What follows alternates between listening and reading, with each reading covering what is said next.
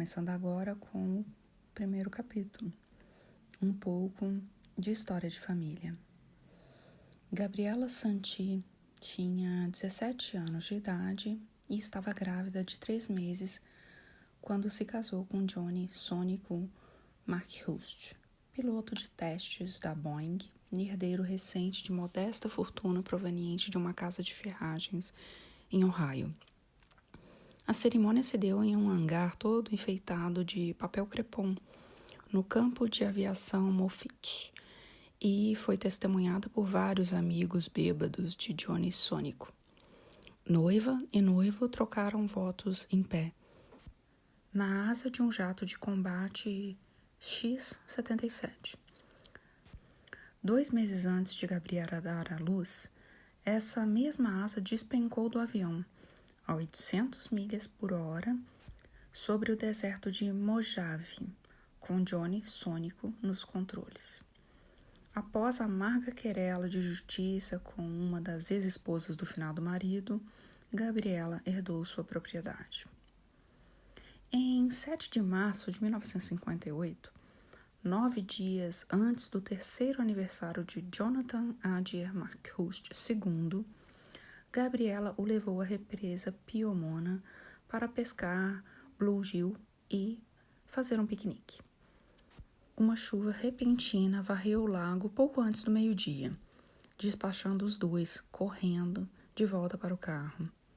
Juntos, no assento da frente, partilharam seu lanche favorito, cachorro-quente, pickles, batatas fritas e soda alaranjada. Quando acabaram de comer, aconchegaram-se no assento da frente e ficaram olhando a chuva cair persistentemente no lago. — Você acha que vai parar, Johnny? Ou devemos desistir? Perguntou Gabriela. Mas Johnny tinha adormecido.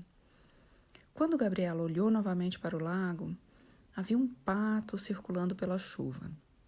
Aterrissou a 20 metros do frágil cais do lado norte.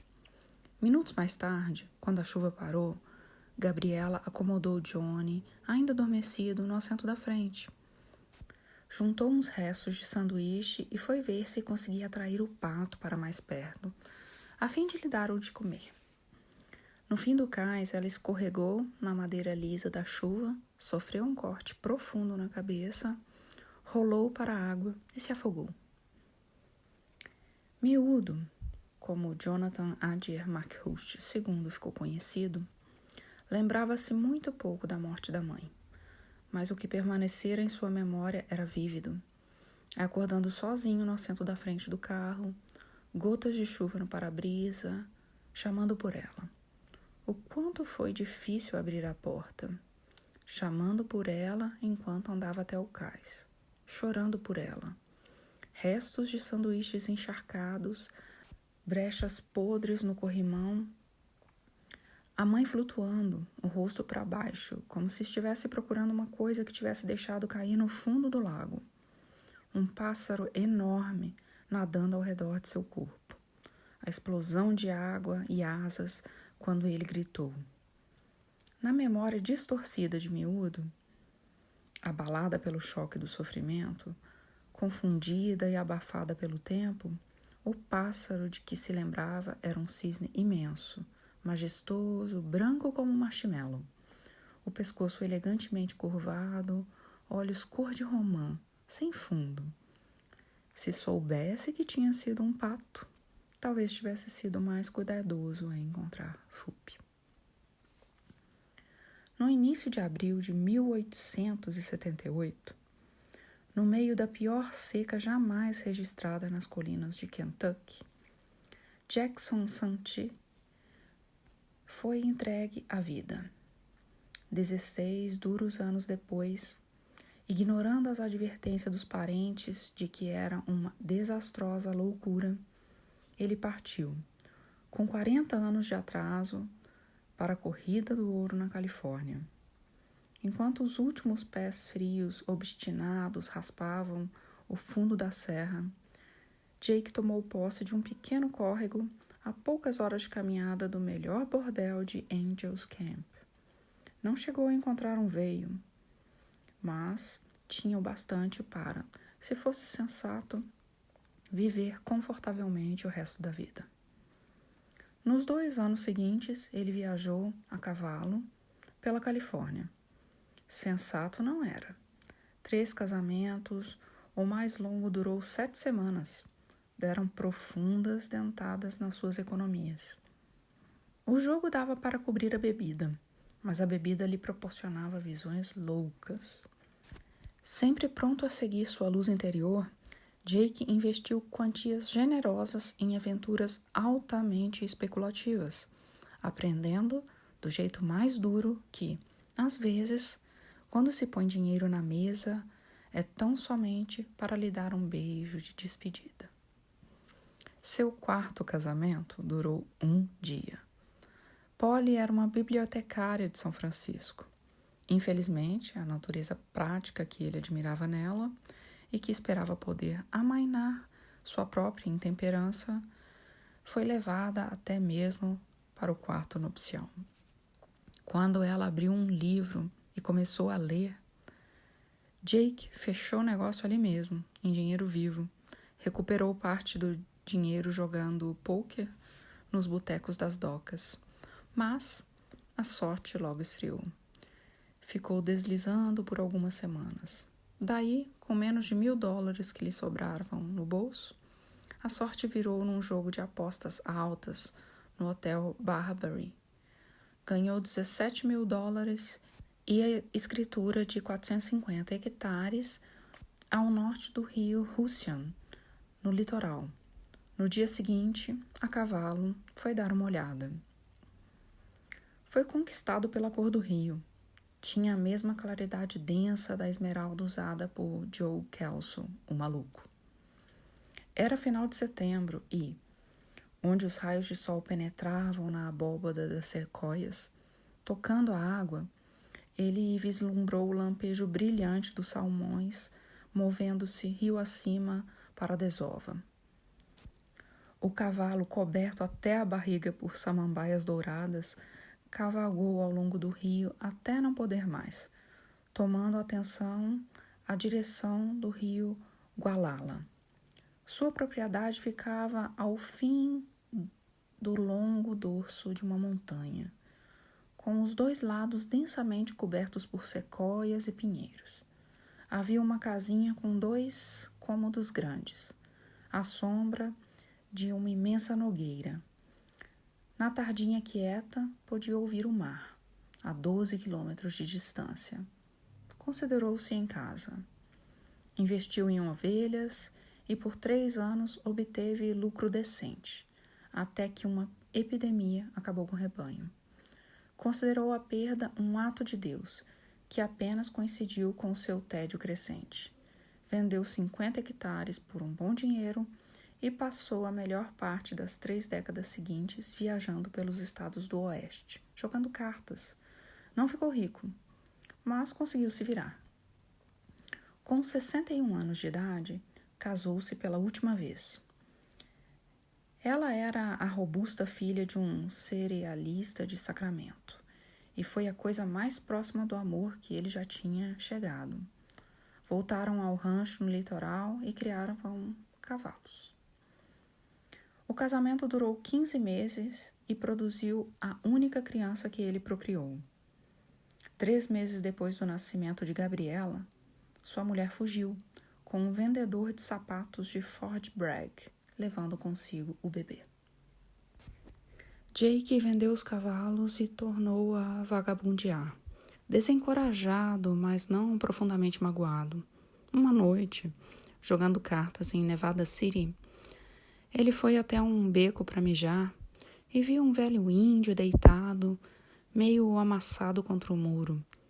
Quando Jake se aproximou e se inclinou para ajudá-lo, notou que o homem fora esfaqueado diversas vezes e estava à beira da morte. Jake virou-se para procurar ajuda, mas uma mão de ferro agarrou-o pelo tornozelo. "Epa, compadre", disse Jake. "Não fui eu quem fez isso aí, não. Tô indo buscar um médico." O índio abanou a cabeça, mas largou seu tornozelo, fazendo sinal para que ele se inclinasse. Quando Jake se ajoelhou, o índio enfiou-lhe um pedaço de papel na mão e falou num sussurro sibilante e borbulhante enquanto sorria. Beba isso, sossega. Você vai viver para sempre. Jake abriu o papel dobrado. Era uma receita de uísque. Não parece ter feito bem a você não, hein? Disse ao cadáver do índio. Mas algo nos olhos vítreos do morto o tocou. E, sem olhar para outra carta naquela noite, Jake voltou ao quarto de hotel, fez as malas e foi para casa, para o rancho. O uísque o ajudava a ficar quieto. Um gole do velho sussurro da morte deixava a maioria dos homens de joelhos. 2 produziam uma catatonia levemente alucinatória. A receita era de um destilado que, segundo Jake calculava, era quase 97% puro, a essência condensada dos vapores divinos. Ele se devotou a refiná-lo ainda mais. Tendo nascido durante os tempos da seca nas colinas do Kentucky, fora agraciado por herança e sensibilidade com o dom de mestre nesse ofício. E com essa mestria veio o início da arte. Nos processos de fermentação e destilação, encontrou não somente metáforas que lhe satisfaziam o espírito, mas também um produto que o prolongava. Viveu no rancho durante a década e meia seguinte. Entre a produção de 200 litros no celeiro e os afazeres diários da própria subsistência, passava o tempo livre sentado na varanda, bebericando os frutos de sua labuta, enquanto dava asas à imaginação. Chegou mesmo a fazer algumas viagens, sempre a pé, para visitar os vizinhos nas colinas das redondezas. A princípio, o que esperava era trocar seu uísque por outros prazeres, mas os vizinhos, na maioria criadores de ovelhas e muito trabalhadores, não tinham seu gosto nem sua tolerância por bebidas altamente refinadas, se bem que a maior parte acabasse encontrando outros usos para o elixir. Usavam-no como combustível de tratores, para explodir touros de árvores e diluído. Uma gota em 1/2 litro de água no tratamento de quase tudo que atacava o rebanho, de disenteria a vermes pulmonares. Com uma horta mal cuidada, algumas galinhas e um pouco de caça e pesca, e uma renda razoável e regular proveniente dos jogos de pôquer que oferecia nas noites de sábado, Jake ia vivendo. Desenvolveu um sentido de suficiência altamente flexível. Quando o uísque era pouco, sempre conseguia juntar os ingredientes para fazer mais.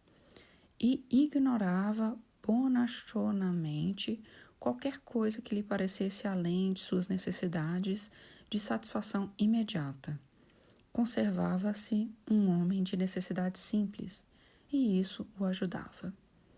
Recebeu uma carta da filha. Ela escreveu para lhe dizer que estava grávida e que precisava de dinheiro. Mandou-lhe um cartão postal com a resposta. Querida Gabe, case-se. Minhas mulheres se deram muito bem e, a não ser que você tenha ficado mais sem graça que um saco de beterrabas, tenho certeza de que também se daria bem. Prazer ao ouvir que vou ser vovô. Me dê notícias do resultado. E se as coisas correrem mal, será bem-vinda por aqui. Apesar de eu achar que você não iria gostar. Não posso ajudá-la com dinheiro, porque não tenho muito. Seu pai. Levou quase a tarde inteira para escrever o cartão, com exceção do nome que assinava nas notas para fichas. Era a primeira coisa que escrevia em quase 20 anos. A carta de Gabriela também era a primeira que recebia nesse mesmo intervalo de tempo, ou, pelo menos, a primeira carta pessoal. Havia envelopes do governo ocasionalmente, mas não queria nada com eles e não podia pensar em coisa alguma que pudessem querer dele. Portanto, os jogava na lareira. No inverno de 58, mais ou menos no momento em que Alice Parkins o viu correndo completamente nu, correnteza abaixo no rio Mackenzie, tentando apanhar um salmão com sua vara de pescar, a maioria das pessoas da vizinhança começou a achar que Jake era um pouco maluco. Felizmente, para ele, a vizinhança do tipo que quase havia desaparecido da vida americana. As pessoas eram amistosas e respeitadoras e, contanto que se fosse somente difícil, mas não perigoso, ninguém se metia na vida de ninguém. Jake, claro, não se achava maluco, nem mesmo vagamente amoral, como qualquer um que deixa a mente vaguear por tempo e distâncias suficientes. De vez em quando a perdia.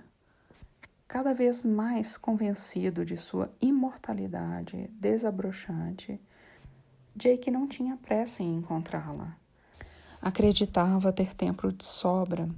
Via a si mesmo como um castor que avistara alguns anos antes no Gualala, boiando rio abaixo, deitado de costas, as patas encolhidas no peito, olhando para o céu profundamente azul, guiando-se com o rabo, indolente e feliz. Então, no começo da primavera seguinte, o delegado perturbou o calmo fluxo de sua vida. Cliff Robson era um rapaz do lugar que entrara para a polícia ao voltar da Coreia. Considerava seu trabalho um serviço público, ajudando as pessoas e resolvendo casos. Sabia que Jake produzia algum uísque muito antes de ir para a Coreia. Tinha até experimentado a bebida uma vez, quando foi entregar ao velho uma pilha de madeira. Tinha gostado de diesel quando descia pela garganta e, ao atingir o estômago, era como um golpe de compressão do cilindro de um bulldozer D8, uma imagem de que sempre se lembraria, achando que ninguém jamais iria comprar a bebida para consumo humano. Não viu nela um problema para a lei e não achava razão alguma para transformá-la em um. Cliff gostava do seu trabalho. Podia guiar um jipe novinho, tração nas 4 rodas, por toda parte. E podia falar no rádio. A única coisa de que não gostava em seu trabalho era de dar más notícias. Sabia que Jake não iria gostar e Jake não gostou. Que porra de merda é essa? Guinchou, amassando os papéis na mão ossuda. Cliff deu meio passo para trás. Isso significa que iniciar os procedimentos para vender sua terra, por causa de impostos devidos. Você nunca pagou impostos, nem sequer uma vez, é o que diz aqui. Eu comprei o maldito lugar antes de existir qualquer imposto. Os impostos existem há muito tempo, resmungou Cliff, e me parece que você tem de pagar ou vão vender esse lugar para uma pessoa que pague. Bem, eu não tenho $70.000, mas tenho uma chumbeira calibre 12 e uma Krag calibre 44. E você pode levar a notícia de que qualquer um que tentar comprar minha terra ou se apossar dela vai ter que me matar primeiro. E mesmo assim, meu fantasma vai assombrar os seus traseiros para valer. Para valer, está me ouvindo? Não vai haver tiroteio nenhum, disse Cliff com firmeza. Bom, latiu Jake. Então, nenhum deles vai ser morto. Ficaram nisso. 4 dias depois, no final da visita, o delegado foi embora, deixando Jake em prantos. Gabriela, sua única filha, tinha se afogado. Foi a primeira das 2 vezes em que Jake largou a bebida. Largou por 3 dias, até o fim das cerimônias fúnebres. Quase todos acreditaram que esse inesperado amansamento fosse um ato de respeito e se surpreenderam um pouco com seu comportamento. Os que o conheciam bem sabiam que era um sintoma de luto e se aliviaram quando ele voltou a beber. As almas mais bondosas sentiam que ele queria adotar o neto por ser a coisa mais decente a ser feita, apesar de intimamente duvidarem de que um homem chegando aos 80 pudesse criar uma criança de maneira adequada. De forma alguma consideraram ser pelo dinheiro. Os mais chegados a Jake tinham certeza de que era pelo dinheiro. Uma herança de $500.000 pagaria um monte de impostos atrasados, restando o bastante para cobrir seu gosto por apostas altas. De fato, os que participavam regularmente dos jogos de pôquer nas noites de sábado apostavam na base de 8-5 que o menino iria embora em 2 anos. Mas para Jake a coisa era mais complicada do que todas essas opiniões juntas. Tão complicada que nem tentou entender. Em vez disso, seguiu suas entranhas. Quando ouviu os advogados de Gabriela falarem em dinheiro, uma faísca lhe veio aos olhos. Quando, porém, viu o neto pela primeira vez, uma faísca lhe veio ao sangue. Via os dois pescando de tardinha, arremessando a vara no fundão da cachoeira de Tottenham. Um moleque a ganir enquanto uma truta de 30 centímetros de comprimento dilacerava a minhoca que tentava escapar. Via aniversários e luvas de beisebol e uma viagem à cidade de vez em quando para assistir um jogo vagabundo dos Giants. Alguém que ele poderia ensinar a jogar cartas, alguém com quem poderia beber e contar histórias de sua vida e os segredos da imortalidade. E se via os $430.000 numa conta conjunta e os outros 70.000 tirados para cobrir as despesas de casa e comida, não deixava que isso o influenciasse excessivamente. A senhorita Emma Gatherly, assistente social do distrito, informou a Jake que não podia recomendar, de consciência limpa, que ele recebesse a tutela do pequeno Johnny. E em meio a seu grito de surpresa, ele explicou calmamente o porquê. Ele tinha quase 80 anos e certamente não podia esperar viver muito mais. Era um notório beberrão e jogador. Não havia nenhuma mulher na casa.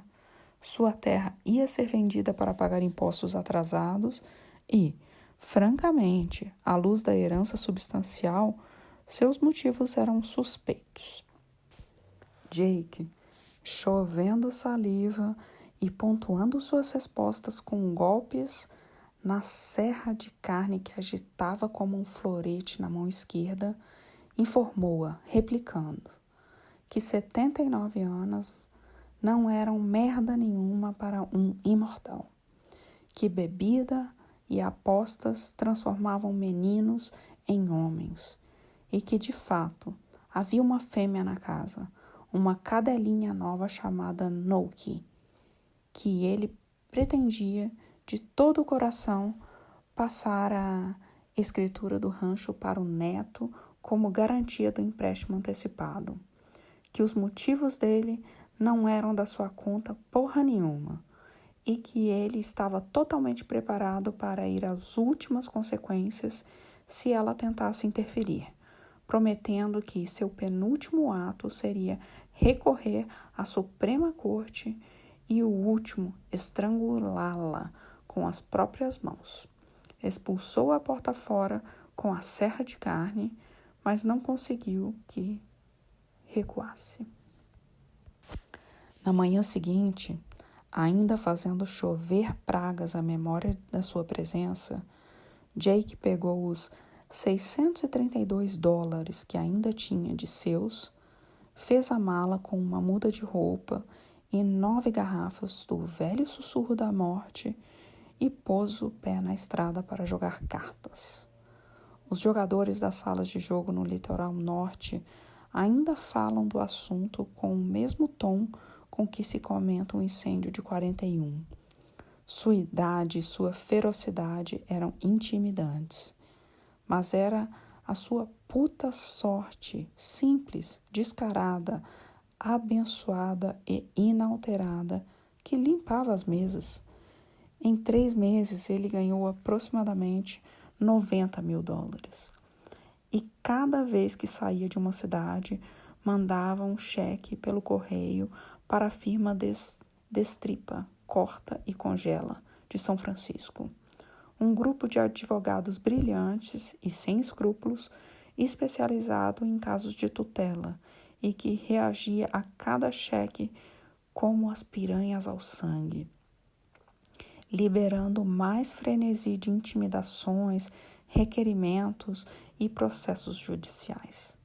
Finalmente, através de manobras sinuosas, lubrificadas em boas somas, colocadas nos devidos envelopes, o caso foi entregue ao juiz Wilbert Tatum, octogenário com 17 netos, uma cara cheia de veias rompidas como um mapa rodoviário em frangalhos, e uma linha de crédito de $100 mil em Las Vegas, apesar da pensão que pagava às 8 ex-esposas. O vovô Jake, como todos começaram a chamá-lo, a seu pedido, levou o jovem neto para o rancho numa caminhonete novinha. Falava com um garoto sem parar, apontando para os lugares onde iriam pescar e caçar, os lugares bons para nadar, os atalhos, o nome de cada vizinho que passava acenando. Miúdo olhava sempre para frente, aquecendo levemente a cabeça. Quando chegaram à casa do rancho, mandaram a Lottie Anderson dar uma boa arrumada. Pôs Miúdo sentado à mesa, com 1 litro de leite e meio quilo de biscoitos à frente. E então descarregou a caminhonete e arrumou o quarto do menino. Quando voltou à cozinha, Miúdo estava sentado no chão, perto da caixa de lenha, construindo com os gravetos uma cerca de estacas em miniatura. Jake saiu e cortou mais madeira. Acima da cabeça, avistou um barulhento V de patos voando alto ao pôr do sol, seguindo rumo ao sul. Mas eles não o excitavam como de praxe. Agora tinha um neto para tomar conta. A responsabilidade de cuidar de alguém. Sentiu como se acomodasse em si mesmo. Os patos podiam cuidar de si próprios.